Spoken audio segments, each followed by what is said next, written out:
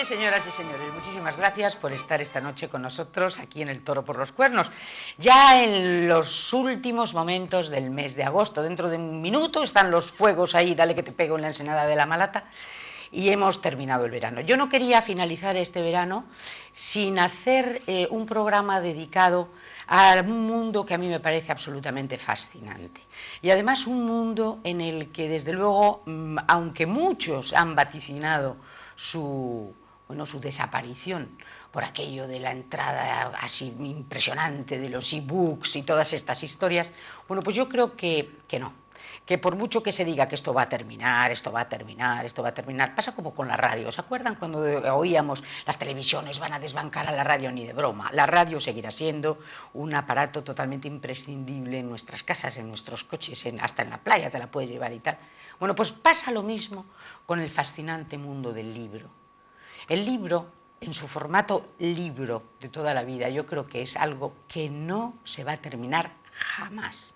Y si el libro nuevo, pues todas las publicaciones, todas las novedades, siempre es apasionante y apetecible, ¿qué no les voy a contar yo a ustedes de lo que es el libro viejo?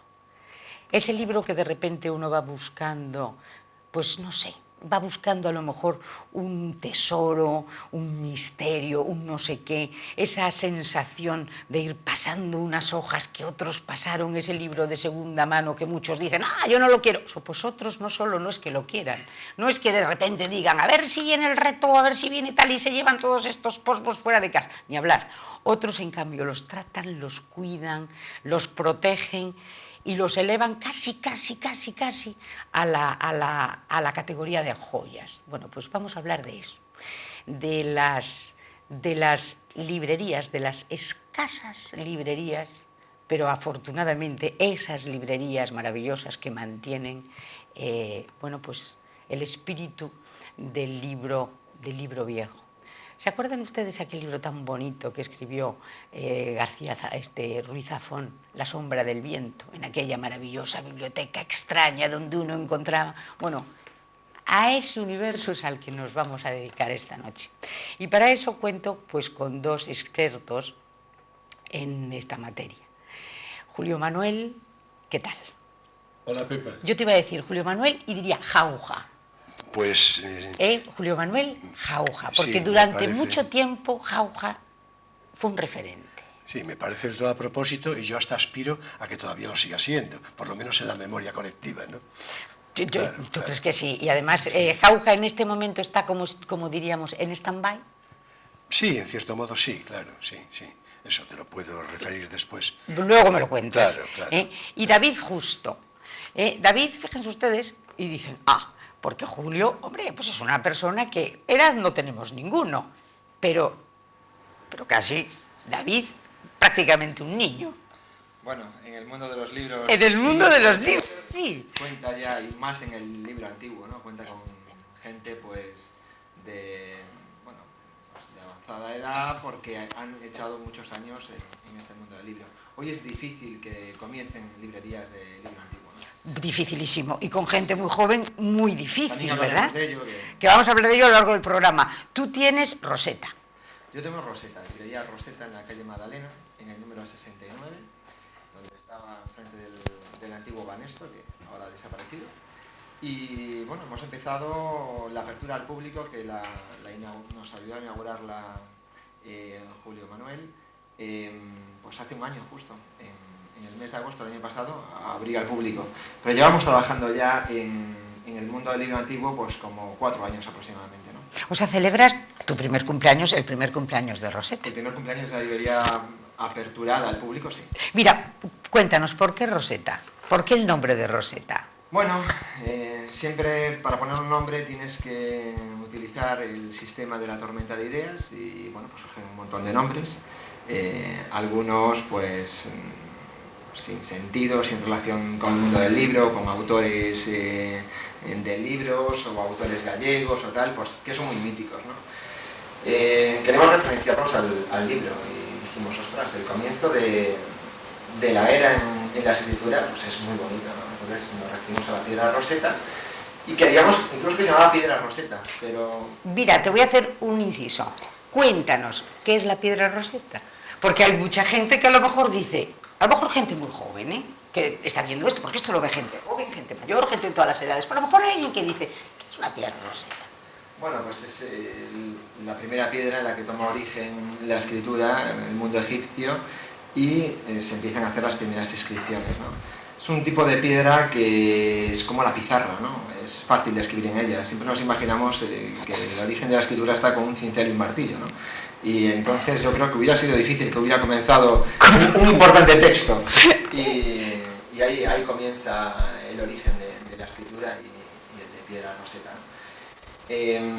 Como te digo, el nombre estaba ya ocupado por algo que no se relaciona con libros y claro, cuando vas a ponerle un nombre a un negocio hoy por hoy, te tienes que orientar mucho, que ya hablaremos de ello también, a internet, ¿no? Entonces, como piedra roseta estaba ya ocupado, pues dijimos, librería roseta no. Y bueno, pues elegimos este nombre, nos parecía muy bonito, lo eligió mi mujer en esta tormenta de ideas que surge. Y bueno, fue fácil decir entre todos los que había que ese era el más bonito, ¿no? Y luego pues forma parte del logotipo también, pues una esfinge griega también. Y bueno, creímos que era la imagen ideal para este negocio. Para este negocio. Bueno, negocio. Vamos a hablar ahora.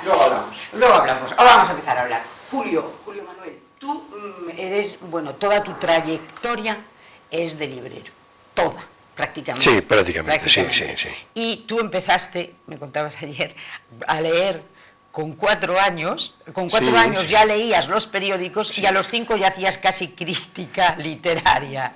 Bueno, prácticamente. Hay que decir, aunque sea a modo puramente anecdótico y de una cierta curiosidad simpática, que pero vamos, eso tiene que ver con una cierta precocidad de la que voy a exhibir impunemente, así por...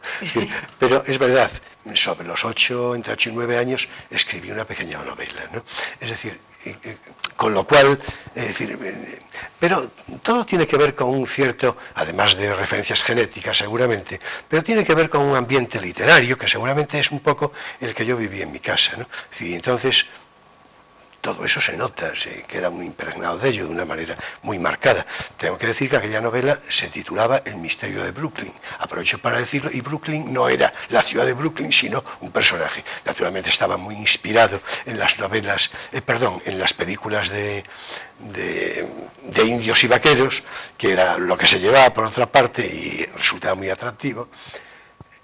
Y yo recuerdo que lo encuaderné, cuando por otra parte mi habilidad para esas cosas es muy escasa. Pero recuerdo que le puse Colección Rojas, versión española, con lo cual cito esto, porque es evidente que la influencia del cine era muy evidente. Era fenomenal. Claro.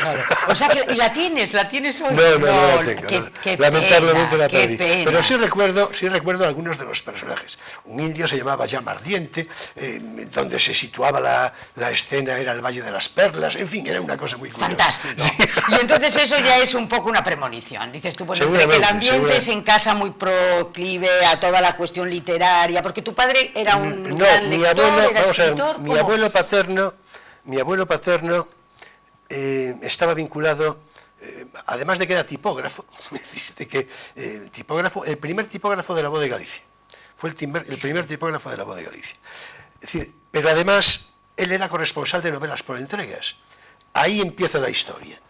Quiero decir, porque eso, claro, resulta muy atractivo desde todos los puntos de vista. Entonces, a mí, las novelas por entregas, a principios de los años 50, que es cuando yo nazco, empieza a periclitar, ¿no? La novela por entregas entendía como tal. ¿En qué consistía la novela por entregas? La novela por entregas... Que te iban dando un capítulo cada...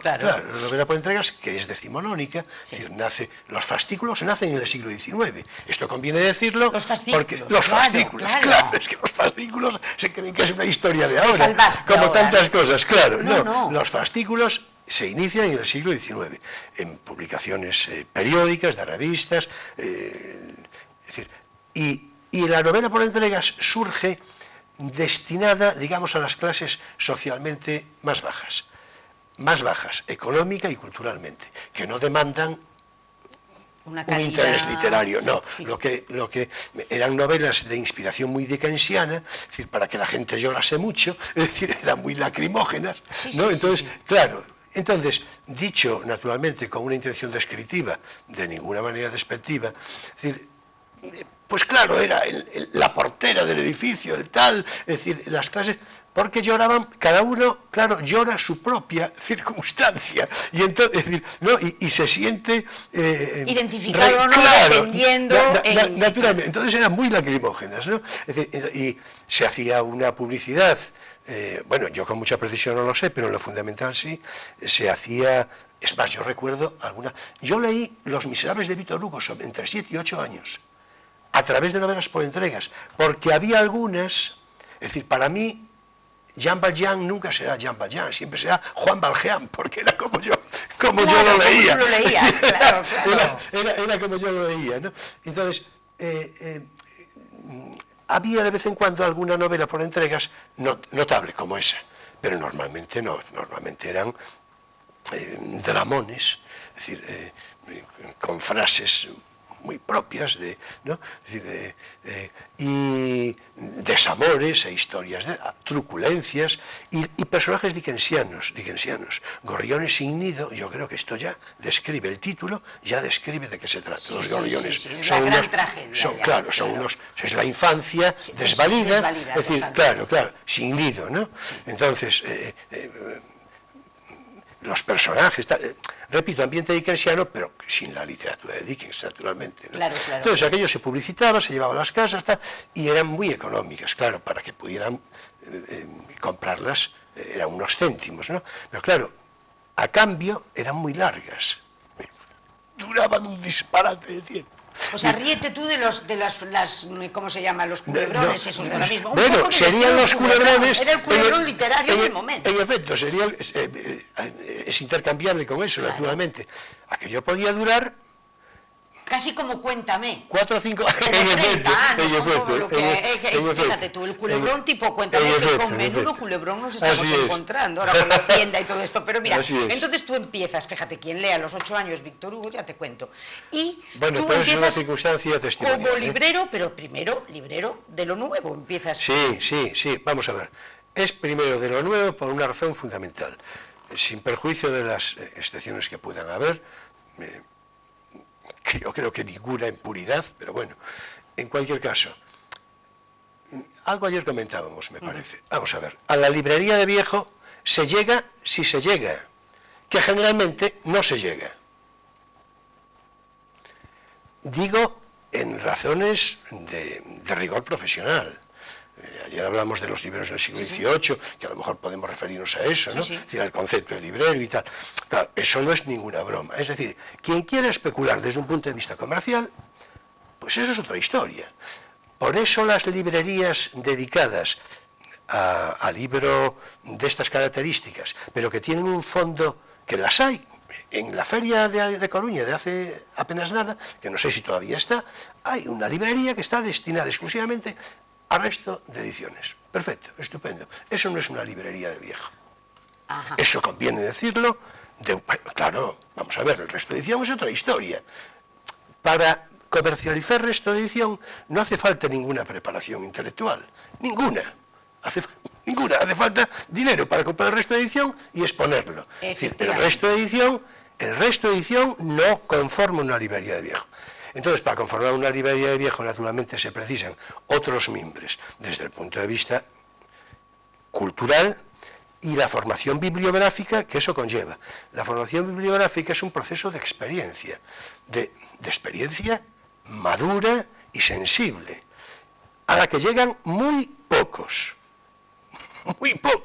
Es decir, digo, a ese proceso de depuración, a ese proceso de depuración. Porque necesitas un bagaje intelectual naturalmente, para saber qué es lo que compras, cómo lo compras, o sea, todas estas cosas, que es lo que vamos a definir luego. Claro, es una librería. Así es, eso sería después, digamos, el correlato, pero previamente tiene que haber una formación. Es decir, vamos a ver, a una librería convencional se acude, cualesquiera acude, en demanda de un libro, una novedad, Y bueno, si se encuentra un librero con un cierto reconocimiento de las cosas, mucho mejor, que los hay, ¿no? Naturalmente, que los hay.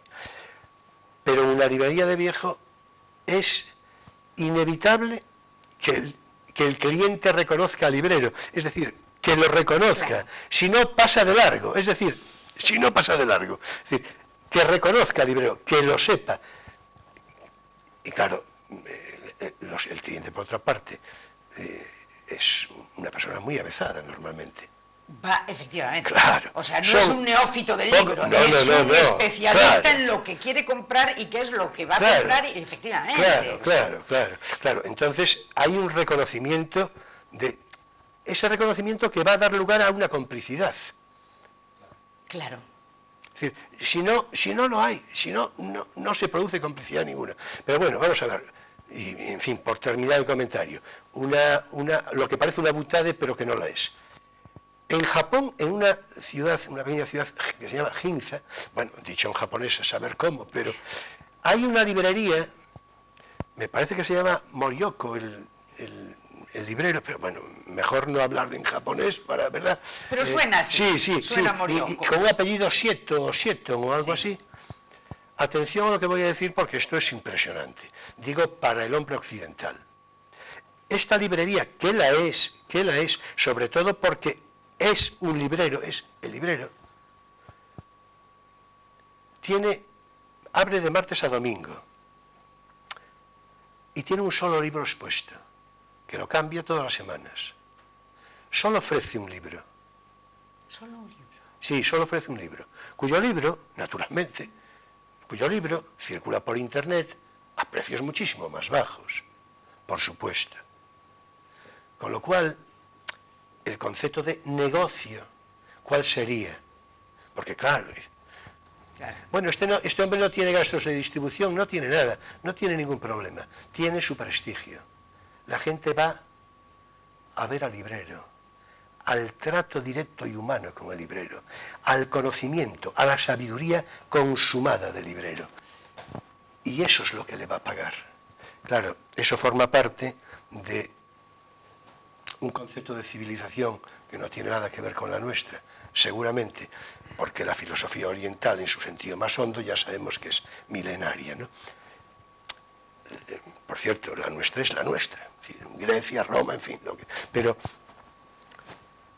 pero testimonialmente es muy importante esto, es decir, un solo libro, él oferta un solo libro, pero oferta su propia persona, su conocimiento, su sabiduría. Van a ver al librero, van a verlo y le pagan por ese libro lo que haga falta, porque en internet y en la gran mayoría de librerías no le van a dispensar de ninguna manera ni el trato humano y mucho menos el conocimiento erudito. Ese de ninguna manera. Es que ese no hay dinero. Claro, si el conocimiento erudito pudiera comprarse o venderse, sería estupendo, claro. Es decir, a ver, quiero cuarto y mitad de esto. No, mire usted, de esto no hay. Esto o lo tiene usted o no lo hay. Claro. Es decir, este es el asunto. Entonces esa sería la esencia, y nos cuentas, David, ¿a ti qué te parece? ¿Es la esencia de esas librerías de viejo? Lo que acaba de decir Julio Manuel. Sí, bueno. Esa especie de si quieres, pues no sé, esa filosofía, esa posibilidad de entablar una conversación con alguien que te va a enriquecer en ese momento, independientemente de que tú compres o dejes de comprar ese libro. Pero es un poco entrar en un mundo de, bueno, pues de intelectualidad. No, vamos a ver, no quisiera yo idealizarlo en sobreexceso, pero sí decir que el cliente medio potencial de este tipo de librerías no es ocasional, no pasa por allí, acude a la librería,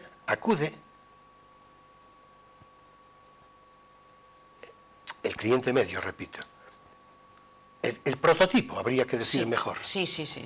Ese cliente no va a buscar nada en particular. Va, a perderse un poco en ese mundo de lo que encuentra y a charlar con el librero. Puede tener una idea desde un punto de vista, y suele tenerla, una cierta inclinación sobre un orden temático determinado, o una preferencia de autor, por supuesto.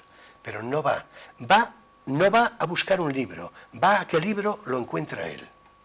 que eso es diferente. Ah, qué bonito. No, claro, es que es esto. No, es verdad, que el libro te encuentra a ti, porque a Claro, lo mejor por dices tú supuesto. esto, espérate que me ha enamorado esto, Claro, y no por sabía que lo supuesto. tenía ni sabía que No, estaba, ¿no? Y no sabes hasta qué punto enamora. Enamora. Claro. Vamos ahora al enamoramiento. Cuéntame, ¿y a ti qué te enamoró de esto? Porque tú estabas en Madrid con con un trabajo completamente diferente. Yo me dedicaba a la informática. Cuéntanos. Y estaba de encargado del departamento de informática de una empresa, pues llevando pues todo el tema de la gestión, del sistema de gestión, a lo que se relacionaba aquella empresa y la administración de redes y demás. Bueno, pues me surgió a raíz de que mis padres se jubilan y bueno, pues me ofrecen llevar la librería de nuevo, yo, en Ferrol, la existente, que llevaban ellos durante muchos años y ya es la tercera generación, la central librera en la calle Real. Y bien, pues, hombre, yo nací entre libros también, mi abuelo fue librero, mi padre fue librero, mi madre también era librera porque mi abuelo por parte de madre también era librero. Entonces, toda la Sí, genética total. En el mundo del libro, a pesar de que yo me intenté desviar por otros derroteros, ¿no? Al final, efectivamente, como dice Julio, te atrapa pues, el libro, te atrapa lo que te tiene que atrapar, el destino. A veces no lo puedes llegar a encontrar tú, te encuentra él. Y bueno, pues empecé con el tema del libro nuevo. Cogí ya no tan buenos tiempos en este mercado, aunque empezando en el 2004, que empecé dedicado exclusivamente al mundo del libro, claro, me encuentro una librería de libro nuevo, pero llevada de una manera convencional, sin informática, sin tal, solamente con catálogos en los que la gente te preguntaba por un libro. ¿Sí? Tú buscabas en un catálogo gordísimo, que se llamaba el catálogo del ISBN. Julio también lo conoce, aunque tenía su catálogo especial. Y allí buscabas, o bien por el título del libro, o bien por el autor, la obra. Te decía de qué editorial era y te daba pues, más datos del libro, pues nombre de páginas, tal. Entonces, con la referencia de editorial, la librería la podías tener catalogada, pues organizada por editoriales y por temas. Entonces, te ibas a aquel tema o a aquella editorial y buscabas el libro. Pero así, tan convencional como lo que estamos viendo. Sí. Hay muchos libros, pues La Celestina, El viaje a la Alcarria, El camino de Delibes, bueno, pues ya los clásicos y los no tan clásicos, que son libros habituales de venta casi por impulso y demás, que siempre ha habido, pues tú ya te lo conocías, pum, pum, pum, ibas. Pero bueno, hay libros rebuscados, como nos pasa hoy con cientos de ellos, que tenías que buscar de esa manera tan rudimentaria, con lo cual una venta te llevaba tiempo. Y es más, las posibilidades de que te preguntaran por un libro que tú tenías y no lo vendías, eran absolutas. Tanto que yo organizando la librería, claro, me encontré libros de varias generaciones. O sea, libros antiguos que decía yo, esto desacredita mi librería de nuevo. Sácalo de aquí. Era como un cáncer. Sí. Lo que ahora digo, bendito cáncer, ¿no? Digo, ostras, estos libros tal. Me ha pasado a tirar libros, ¿eh? Fíjate. Sí. Sí, porque llega un momento que... No, que ya no puedes más, No, claro. Todos los libros que caben en una librería, creo que lo empieza a ver gente, porque lo que se publica en España es brutal, a pesar de los tiempos de crisis que vivimos, que comentábamos ayer, ¿verdad?, que a mucha gente le cuesta publicar su libro, ¿no? Mucha gente, sí. Y claro, si tú te lo costeas, te lo puedes publicar, pero si no te lo costeas, ¿quién te lo publica? Bueno, pues a pesar de esto, se publica muchísimo. También hay mucha gente que se le ocurren muchas ideas y los editores, pues en fin, tienen ya oferta para publicar lo que quieran. Y ya con esto, pues tú tienes que ir seleccionando. Pues yo empecé a seleccionar y empecé a sacar hacia un almacén, pues estos libros que decía, esto ya queda mal aquí. De hecho, es que había libros, pues ya, incluso, pues estaban ajados, tenían, pues mal aspecto, o se ven entre un libro de nuevo y un libro de viejo, pues hay un contraste, ¿no? Como nos ocurre hoy con la fotografía cuando vemos algo restaurado o algo de ahora y algo de antes. Pues pasó un poco lo mismo. Entonces decías, esto hay que ir filtrando y bueno, y organizando bien las materias, las cosas, tal. Bueno, y el primer paso en todo esto fue informatizar el negocio, por supuesto. Esto, bueno, a mí no me costó mucho porque venías de ese mundo, claro. Controlaba bien las bases de datos, tal. En principio ya había valorado la posibilidad del sistema de gestión que se iba a implantar, pues ser uno propio, hecho por mí, pues con algún tipo de entorno o base de datos que fuera fácil de programar y con entornos visuales, pero me di cuenta prácticamente al inicio de que ese no era el camino. Es decir, yo ya no iba a ser informático, tenía que ser librero. Aquí no pierdas tiempo, aunque vas a perder mucho, dedícate a esto otro.